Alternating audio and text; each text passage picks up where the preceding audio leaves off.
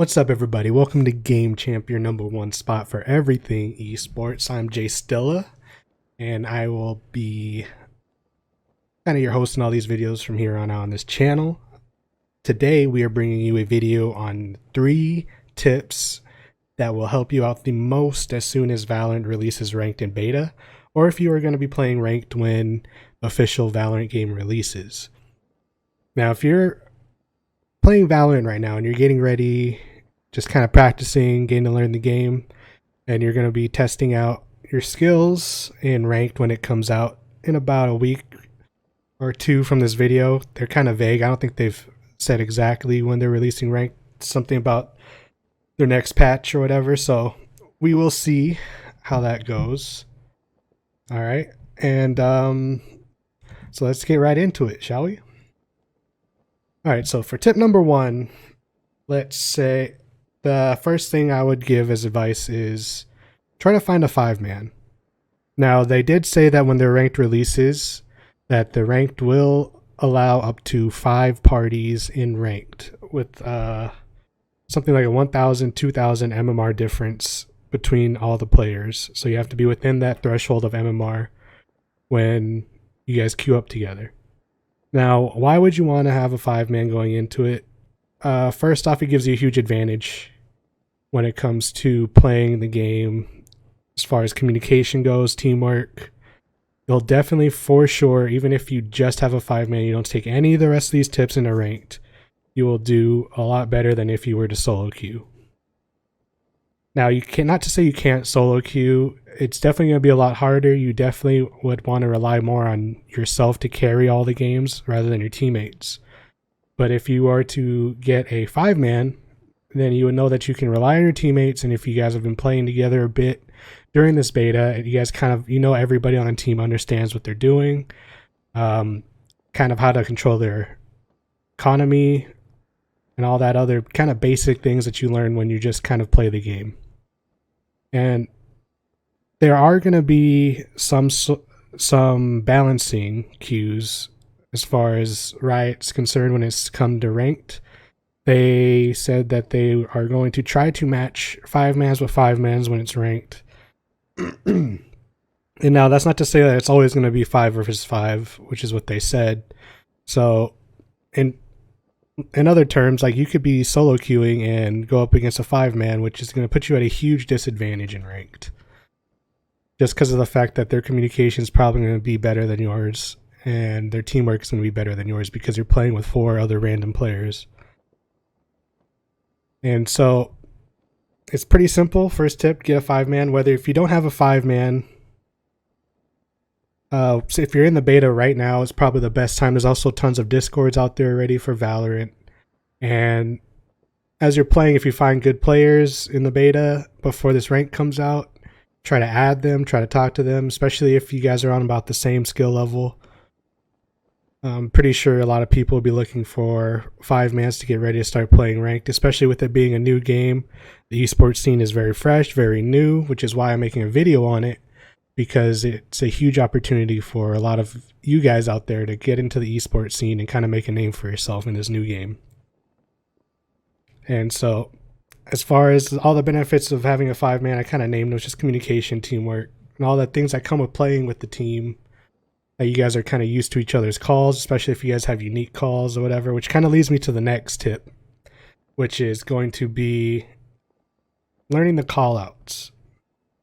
Now, this is something that will benefit you more if you have a harder time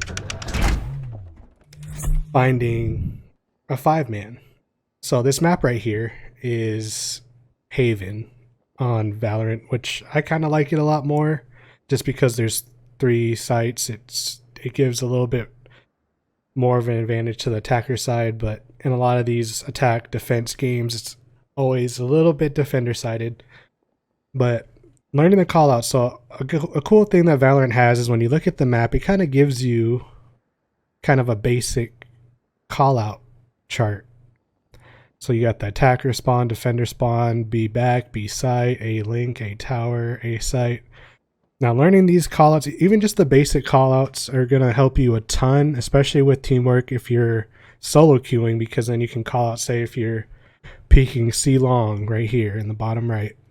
And then you get killed by somebody who's hiding right here in C cubby. So you can call out, instead of just saying that he's in C long, you can be a little bit more specific and be like, he's C long, C cubby.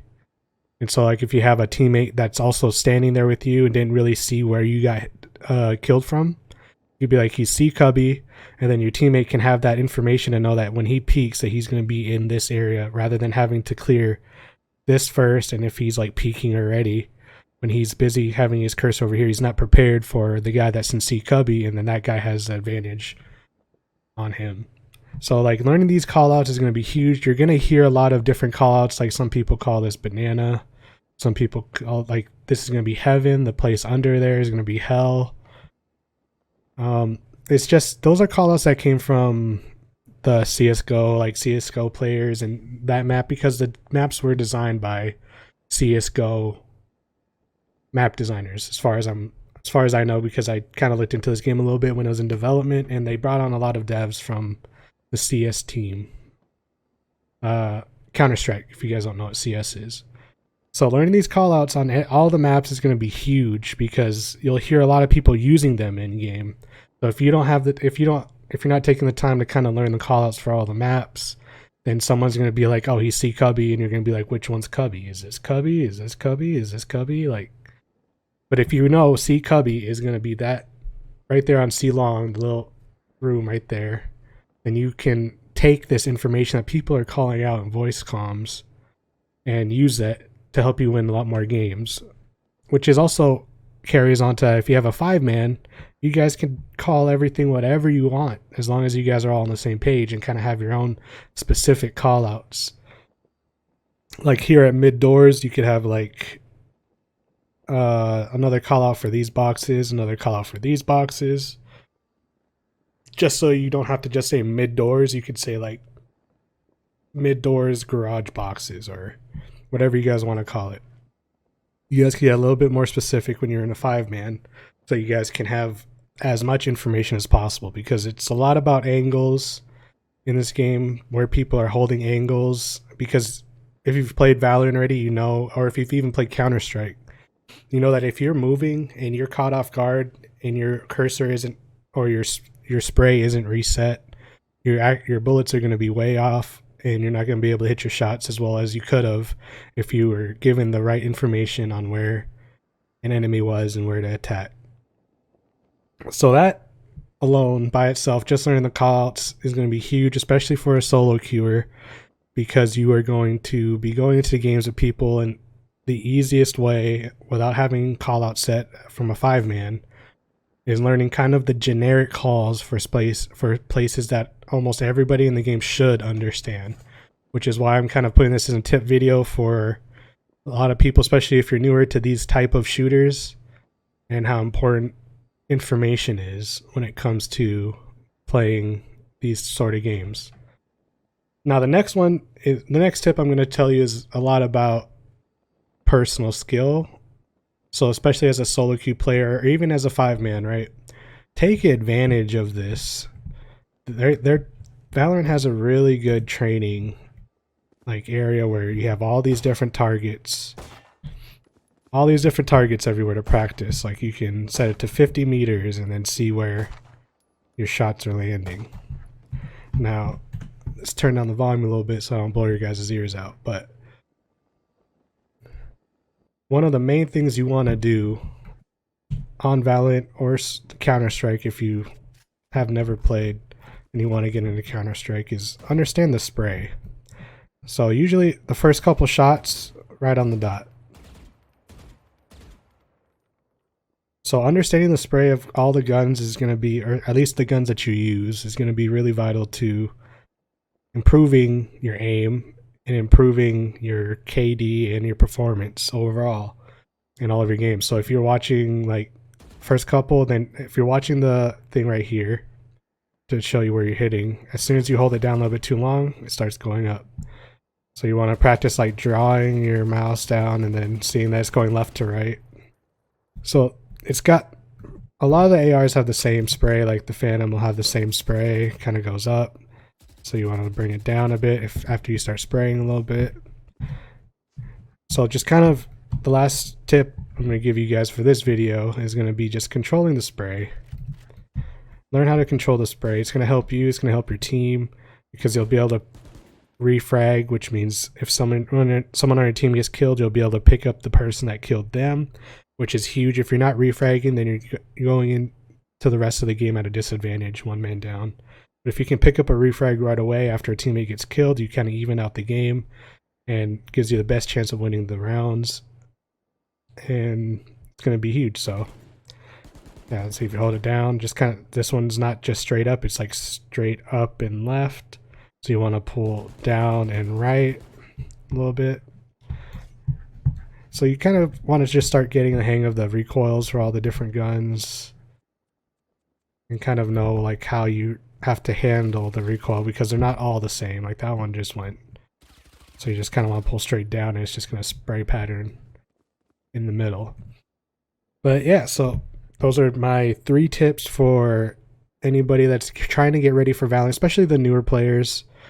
More veteran players kind of, especially if they play Counterstrike already, kind of understand what they need to know when they go into these games and into ranked in order to put themselves in their best position. And a little bonus tip is try to work on your sensitivity. A lot of people are anywhere between like 0.3 all the way up to like 0.75, 0.8. So depending on your DPI, you want to kind of come into these little training areas, edit your sensitivity, make sure you can still like flick like left, right, depending on where somebody is, but still not enough where you're not going to like whiff a shot. I feel like someone's right over here, you start like just going wild. You want to lower that sensitivity. Lower sensitivity helps you also control your recoil a lot better. It's going to be something pretty big. So if you're not really paying attention to what your aim sensitivity is and getting real nitpicky with what sense you're using, then you might also be at a disadvantage, especially at the higher tiers of this game, because that's kind of a big part. So hopefully this tip helped a lot of you newer players out there, and you guys are going to work on these, and hopefully I'll see a lot of you guys getting that high rankings as the ranked season comes out for the beta. And yeah, so if there's any other tips that you guys would like to know or that you guys like seeing, leave them in the comments down below. And I also am trying to do interviews with esports players. So if you have friends or if you know people who are really taking Valorant really serious, got teams set up already, I'm also doing interviews with like esports players, esports teams, esports workers, anybody working in like the esports industry. So even if you know somebody that works on like the production side of esports, leave that also in the comments below and let me know who I can reach out to or have them reach out to me. And we'll just do interviews to get people a little bit more informed on esports. Anyways, like always, gamers, keep on gaming out there, and I will see you guys in my next video. And yeah, good luck out there in Valorant. Peace.